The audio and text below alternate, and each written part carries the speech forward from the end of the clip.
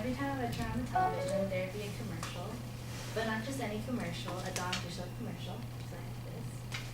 And as I would watch it, I never knew the importance of what they were showing in the commercial.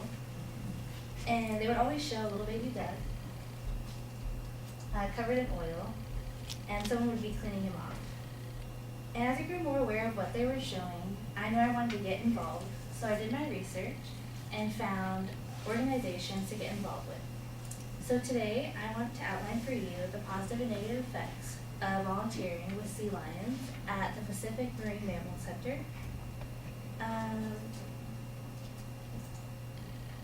For my positive point, I will discuss working alongside professionals to help rehabilitate the animals. And for the negative, I will be explaining how hard it is not to get emotionally attached to them, and also knowing that no matter how much I help, it will never be enough unless more people get involved. To start off, the positive would be working alongside professionals to help rehabilitate the sea lions, because you learn exactly how to take care of them and help them if they're injured. And you also hear a bunch of amazing success stories. For example, I've had the experience of seeing a sea lion whose fin was wrapped around a plastic packing band, which is these bands right there. And the vet began to show us how to effectively remove the band from the sea lion's fin. It's a hard process to go through because the wound is extremely horrific and exposes the sea lion to infections. You have to give them the right antibiotics and learn how to close their wounds correctly, or else the infection will spread more. The total surgery took a total of 4 hours to complete. Leading me to my next point, you hear a bunch of amazing success stories. Luckily, everyone has a story to tell, and when working with animals, you're put into a lot of situations that give you a story. One of the most recent success stories would be which can be found on the Marine Mammal website, is of a sea lion pup named Laverne, that's her name. She was diagnosed with malnutrition and pneumonia, and also left eye inflammation. And within a few months, she recovered from pneumonia and gained weight, but unfortunately, she developed a cataract in her left eye and had to undergo surgery. And what a cataract is a medical condition in which the lens of an eye becomes progressively opaque, resulting in blurred vision. You can tell that her eye is like kind of blue. That's what it is. It's all foggy. And so, and her eye's actually supposed to just be all black. So what the vet had to do was go in and remove it and then replace it with another one so that she could see. After 7 long months of recovery, she was released back into the wild. That's her. Especially with her in mind, you can't help but want to spend every day with them. The first negative would be that though it is amazing to help the sea lions, it is hard not to get emotionally attached. To put this into perspective, it's like people who foster children, and so like you take care of them for a while, but they aren't yours to keep, and so you have to be able to separate your home and your work life.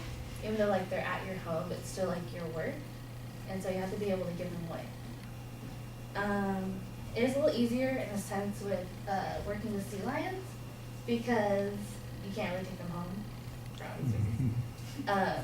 But all of this is sad.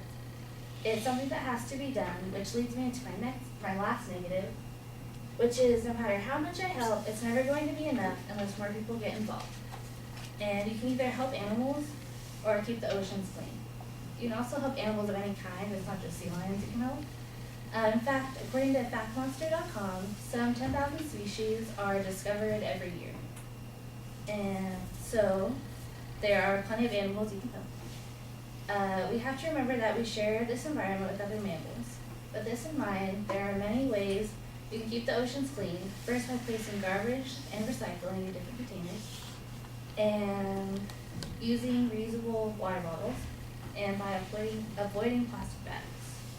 If you want to get involved, you can volunteer at Heal the Bay, Save the Bay, and Coastal Cleanup. To conclude, there are some positive and negative effects of volunteering with sea lions, such as working with professionals, trying not to get emotionally attached, and knowing that no matter how much I help, it will never be enough unless more people get involved. Looking back at my younger self and how much I have accomplished in my volunteer work, I can only hope that this speech will be heard on dish soap commercial.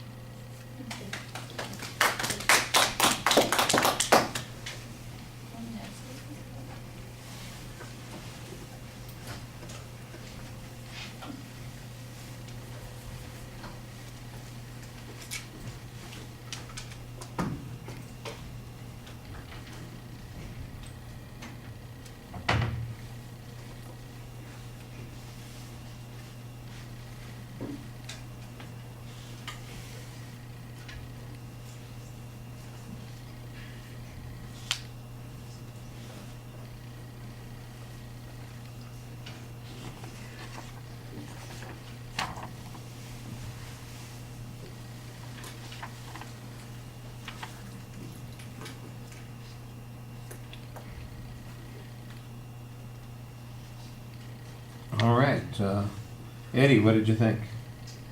Well, I thought it was really well structured. Like, you had a good preview. Like, you talked about your experience, how, how you worked with them in the field. Your main idea was like well addressed. Positive, negative effects. That was defined right away. You really got into detail with the sea lion and how it got that thing wrapped around it, and how to properly take care of it and treat it. You defined all the terms with its eye, that the cataract it had. That was good. But I think you could have gone into a little bit more detail on how it's hard to not make a connection. Like you talked about it, why you shouldn't, because you can't take them home, they're not your baby. I feel like maybe you could have talked a little bit more about it, but you still, I think, did a good job of talking about that. The visuals were good too. Each one seemed to effectively go with what it should have. And I think another thing you probably could work on maybe is add maybe like 1 or 2 more sources. You had 2, I heard them. I forgot what they exactly were, but it was clear that you was sorting them, or citing them. Just maybe add like 1 or 2 more. Overall, I thought it was really good.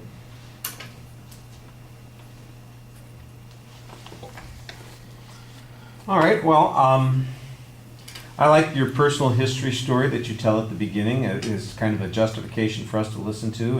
It's interesting. The purpose statement is very specific, and I think that's maybe a little bit of an issue because it's going to be so narrow. I thought we were going to be hearing a lot more about your personal experiences in this, and I think in trying to avoid just turning it into your own story, you went the other direction and kept a lot of that stuff out, and I think some of that would have helped make it a little bit more interesting. I did like the story about Laverne, the seal, or the sea lion, and that's our second Laverne in a row that we got, so that was kind of nice.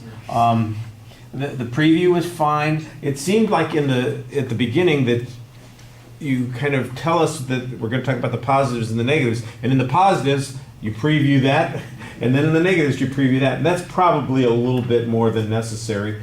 You might want to talk about maybe combining those things so you've got a single statement for the positive things and a single statement for the negative things instead of feeling like you're going through it a second time there at the beginning of the speech.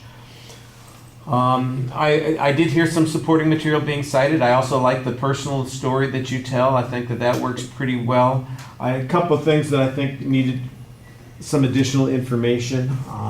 You mentioned 3 different rescue groups that do this kind of thing that you're talking about. I have no idea how many sea lions they help each year, how often these become a problem, how long they stay there, what their average stay is, what their mortality rate is. It just seems like there's a lot of other information out there that should be low-hanging fruit that would be easy to pick and put into the speech to give it a little bit more substance. But what you've got is good. I'm just telling you that there are places that I can see blank spots or places to kind of enhance this a little bit more. It's almost a persuasive speech where you start talking at the end about here are the things that you can do to fix these problems. So it went from, let me outline for you the benefits and the costs of working in a center like this to here's what the problem is and here's how we can fix it. And that's a change in the organizational structure that you get to at the end. And I thought that was a little bit problematic. In the body of the speech, there's like almost no transition to that second point. It's suddenly we hit a wall and boom, there's where we are. We're talking about the negative things that are going on. And so I think you need a little bit of a summary of that first point and then transition to the second point so it feels a little bit more smooth as we're going through the presentation. The visuals for the most part are fine. There are a lot of pictures that you give us a sense of what it is that you're doing. The explanations of the problems, especially that Laverne had, I thought those were fine. And that last picture of her also suggests, creates a little bit of interest. We're a little bit more hopeful as well. I like the analogy that you draw to fostering children. I think that that's a good point. Again, this is a place where maybe a personal story might have been interjected. Seal or a sea lion that you cared about when you were working there.